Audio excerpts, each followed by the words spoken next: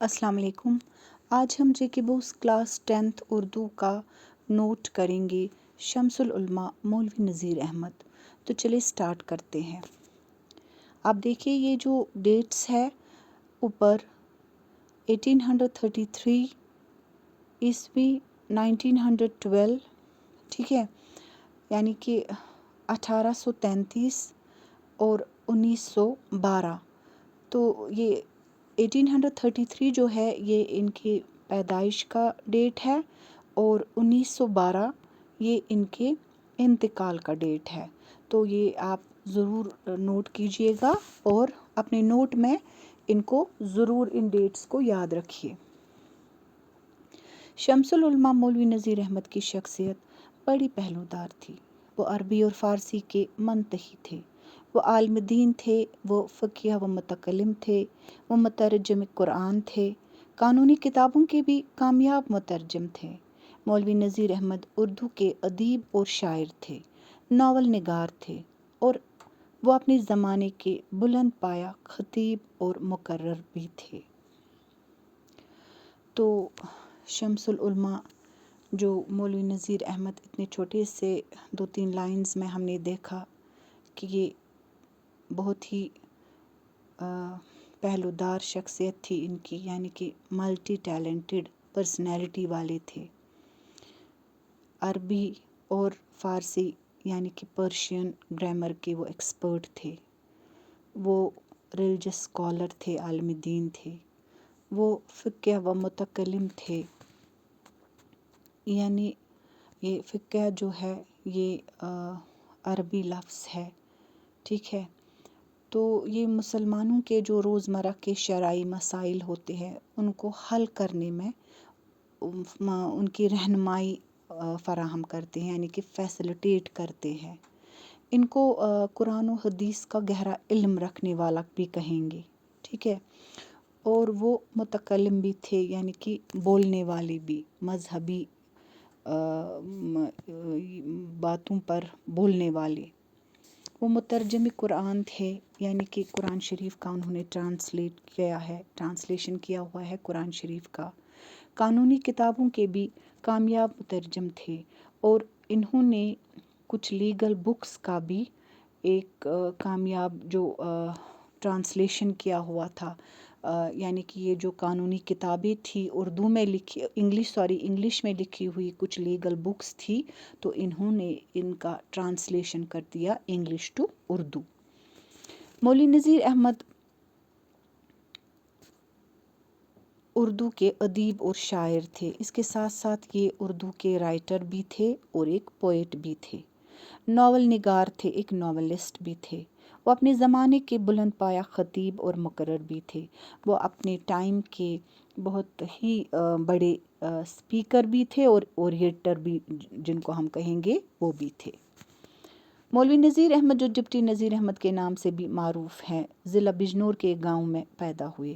मौलवी नज़ीर अहमद जो डिप्टी नज़ीर अहमद के नाम से भी मारूफ़ हुए, यानी कि बड़े फेमस हुए ये।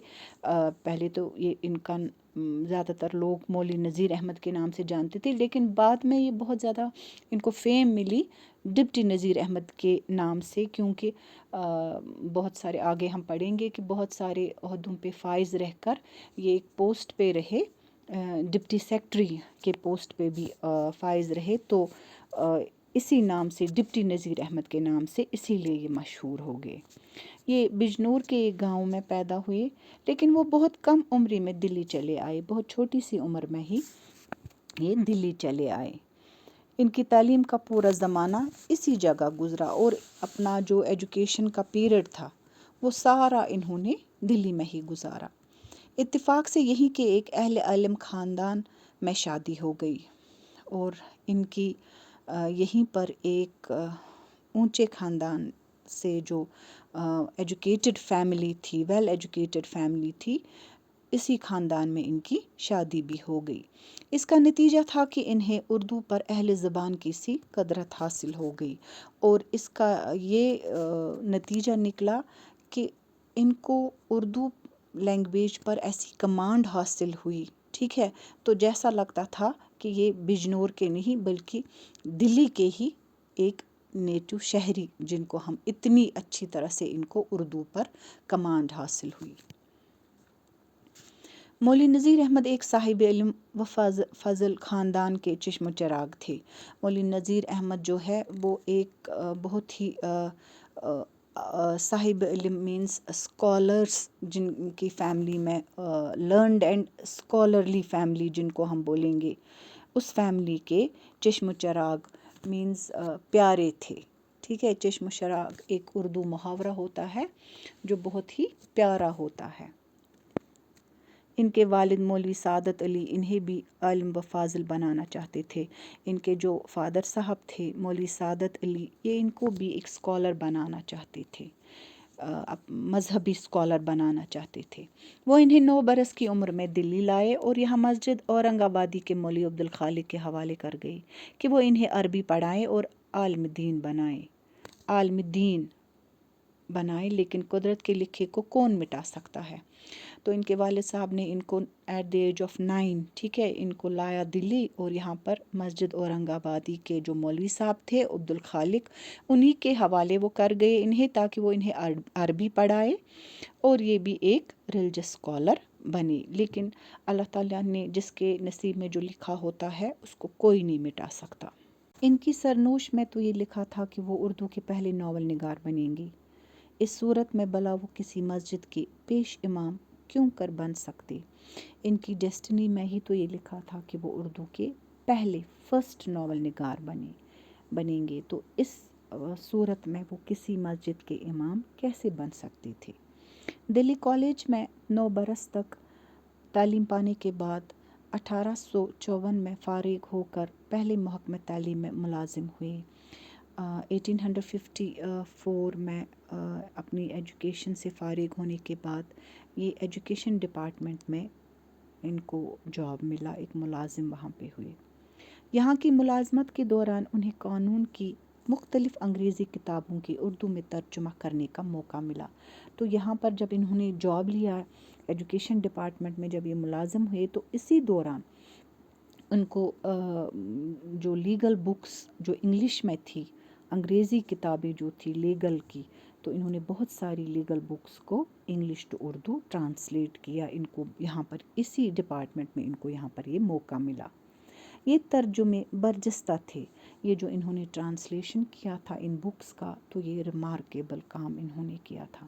ان میں سینکڑوں اصلاحات اصل متن کی اتنی صحیح تعبیر کرتی ہے کہ جس نے دیکھا ان کی تعریف میں رطب اللسان ہو گیا۔ تو ان میں انہوں نے جو یہ ٹرانسلیشن کیا اس طرح سے یہ پریسائزلی انہوں نے اوریجنل ٹیکسٹ کا انٹرپریٹ جیسے کیا تھا، تو جس نے بھی دیکھا انہوں نے پراؤڈلی پریز کیا ان کے کام کا۔ ان کی وضع کردہ اصلاحیں آج ہماری زبان کا حصہ بن چکی ہے۔ انہوں نے اس دوران جو ٹرمنالوجی کوائن کیے، مینز جو ٹرمز کریٹ کیے، آج وہ ہماری زبان کا حصہ بن چکی ہے۔ یہی نہیں بلکہ بعد کے ترجمہ کرنے والوں نے ان سے روشنی اور رہنمائی حاصل کی۔ اتنا ہی نہیں لیکن بعد میں جو بھی جنہوں نے بھی پھر ٹرانسلیشن کا کام کیا، بکس کو ٹرانسلیٹ کرنے کا کام کیا، انہوں نے ان سے بہت ساری رہنمائی حاصل کی۔ مولوی نذیر احمد کو ان ترجموں سے یہ فائدہ پہنچا کہ حکومت نے انہیں محکمہ تعلیم سے نکال کر اولاً تحصیلدار اور اس کے بعد 1863 میں ڈپٹی سیکرٹری بنا دیا۔ تو مولوی نذیر احمد کو ان ترجموں سے، ان ٹرانسلیشنز کی وجہ سے یہ فائدہ پہنچا کہ جب گورنمنٹ نے دیکھا، انہوں نے سراہا، بہت اچھا ٹرانسلیشن کیا تھا، انہوں نے ریمارکیبل ورک کیا تھا، ان کو بہت پریز ملا اس کام کے لیے، تو گورنمنٹ نے ان کو محکمہ تعلیم ایجوکیشن ڈپارٹمنٹ سے نکال کر پہلے تحصیلدار یعنی ڈی سی بنایا اور اس کے بعد 1863 میں ڈپٹی سیکرٹری بنا دیا، جس کی وجہ سے ان کا نام پھر فیمس کس سے یہ ہو گیا، ڈپٹی نذیر احمد۔ مختلف جگہوں میں رہ کر وہ 1868 میں 1868 میں جالون پہنچے اور اسی دوران مختلف جگہوں پر ان عہدوں پر فائز رہ کر یہ پہنچے جالون. یہ ڈسٹرکٹ ہے، ایک ڈسٹرکٹ کا نام ہے جو کہ یو پی اسٹیٹ میں ہے. یہ وہ زمانہ ہے کہ ان کے بچے 2 لڑکیاں اور 1 لڑکا تعلیم پانے کی عمر کو پہنچ چکے تھے. بس یہی بات ہے ان کے ناول نگار بننے کا بہانہ بن گئے.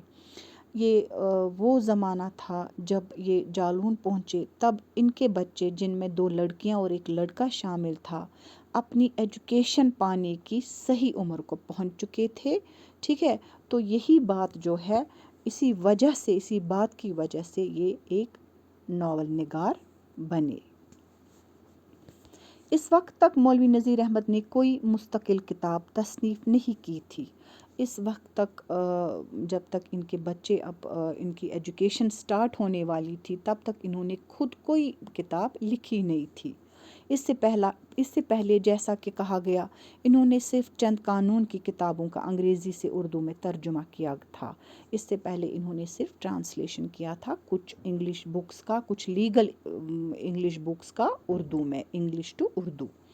اب جو ان کے بچے پڑھنے کے لائق ہوئے تو انہیں ان کے لیے مناسب کتابوں کی تلاش ہوئی، لیکن بے سود. اب جب ان کے خود کے بچے ایجوکیشن حاصل کرنے کی عمر پر، اس ایج پر پہنچ گئے تو ان کو اب انہوں نے اپنے بچوں کے لیے کچھ مناسب اچھی بہترین کتابوں کی تلاش شروع کر دی، لیکن کوئی فائدہ نہیں ملا. ان کی خواہش کے مطابق کوئی کتاب دستیاب نہ ہوئی، لیکن جو یہ چاہتے تھے میرے بچوں کے لیے ایسے اس طرح کی کتاب ہو، ایسی کوئی کتاب ان کو نہیں ملی. اس لیے انہوں نے مصمم ارادہ کیا کہ اپنے بچوں کے پڑھانے کو میں خود ایسی کتابیں لکھوں گا جن کے پڑھنے سے ان کے دماغ روشن ہو، ان کے دل میں مزید تعلیم حاصل کرنے کا شوق پیدا ہو اور وہ اچھے شہری بن سکے. تو انہوں نے پکا ارادہ کر لیا کہ میں اپنے بچوں کے لیے خود کتابیں لکھوں گا جن کی وجہ سے ان کے دماغ کھل جائے، ان کے دماغ روشن ہو جائے، ان کے دل میں مزید ایجوکیشن حاصل کرنے کا بہت زیادہ شوق پیدا ہو اور وہ ایک اچھے شہری بن جائے، ایک اچھے سٹیزن بن جائے. اس مقصد سے انہوں نے 3 کتابیں لکھنا شروع کی. لڑکیوں کے لیے مرۃ العروس اور منتخب الحکایات، اور لڑکے کے لیے چند پند.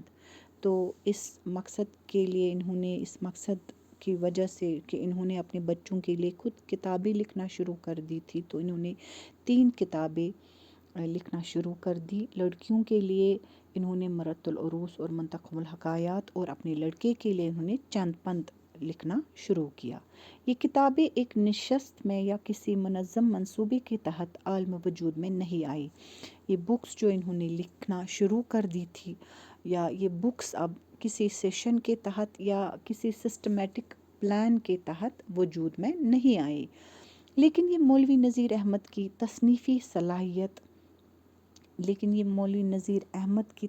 صلاحیت، ذہن کی صفائی، شعور و خیالات کی پختگی، حاضر دماغی اور قدرتی زبان کا کرشمہ ہے.